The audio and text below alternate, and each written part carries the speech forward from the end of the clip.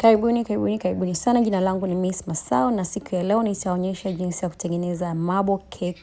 Keki tamu sana, yenye ladha nzuri sana na ni rahisi sana kutengeneza. Karibuni sana. Kama hauja subscribe, please naomba subscribe. Kama returning subscriber, nashukuru sana. And let's get straight into the video.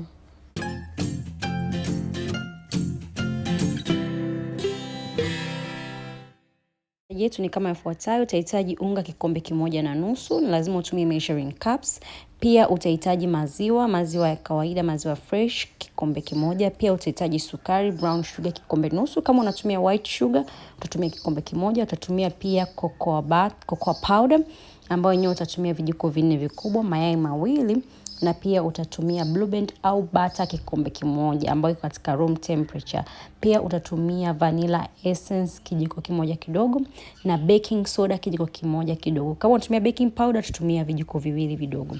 Kwa cha kwanza tutakaanza kufanya ni kuchanganya first hizi ingredients zetu ambazo ni za wet. Tutaanza kuweka kwanza butter, then tutaweka sugar, tutakoroga vizuri. Baada ya hapo tutaweka mayai yetu, then tutaweka maziwa, lakini mimi nilikuwa nimesahau kuweka maziwa, nikaanza kuweka unga, still hakuna shida. Kwa hiyo tukishamaliza kutengeneza hizi wet ingredients, tutaweka dry ingredients ambao tutaweka sasa ule unga wetu na baking soda, alafu tutachekecha vizuri. Tukishachekecha ili kusaidia kwamba tusiweke maboja kwenye unga wetu. Baada ya kuchekesha, tutakoroga vizuri unga wetu mpaka pale tutakapopata unga ambao uko smooth, ama ile mixture ambayo iko smooth.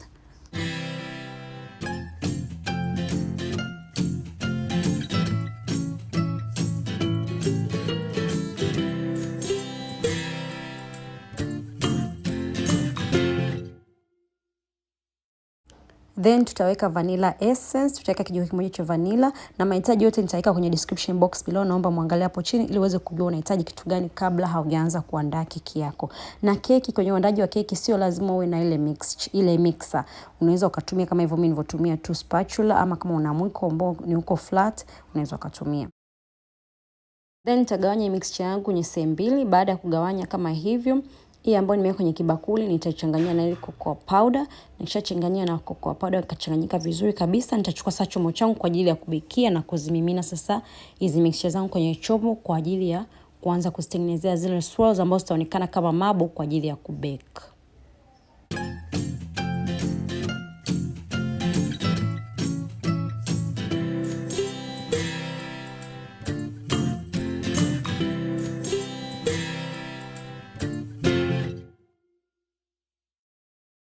Baada hapo sasa nitachukua chombo changu cha kubekia, ndio hicho hapo.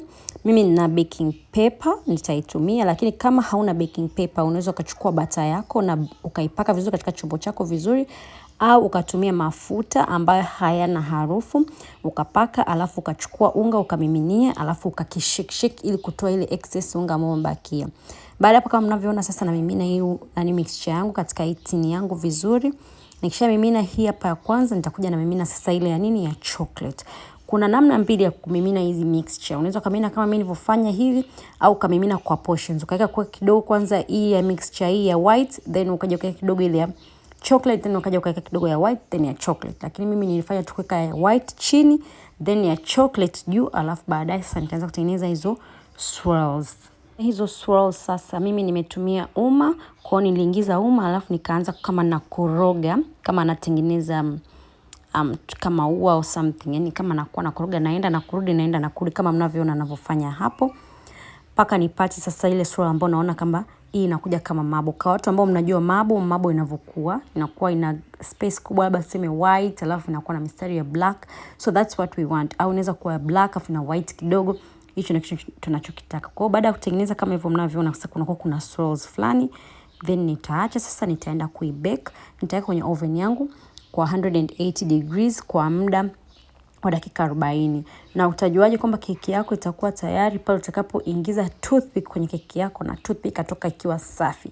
Isitoke na uchafu wote sijui au imeganda chochote, itoke ikiwa safi vile kama ulivyoidumkiza. Hapo ndipo utakapojua kwamba keki yako iko tayari. Kwa hiyo nitaibake kwa muda wa dakika 40. After that keki yetu itakuwa ipo tayari. Baada ya dakika 40 utaitoa keki yako kwenye oven, uiache kwenye ile tini yako au chombo chako ambao ulitumia kuibekia kwa muda kama dakika 5, then utaitoa. Ukishaitoa uiweke mahali ambapo itapoa kama kwenye rack.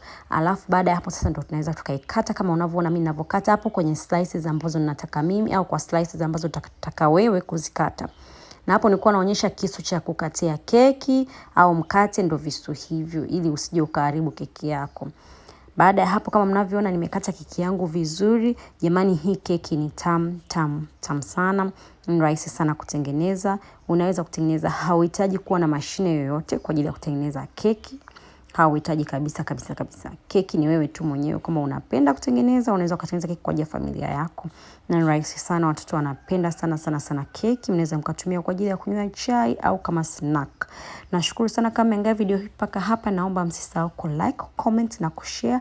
Pia msisahau ku subscribe kwenye hii channel yangu. Pia msisahau kunifollow Instagram, natumia the same name, Miss Masao. See you next time. Bye bye.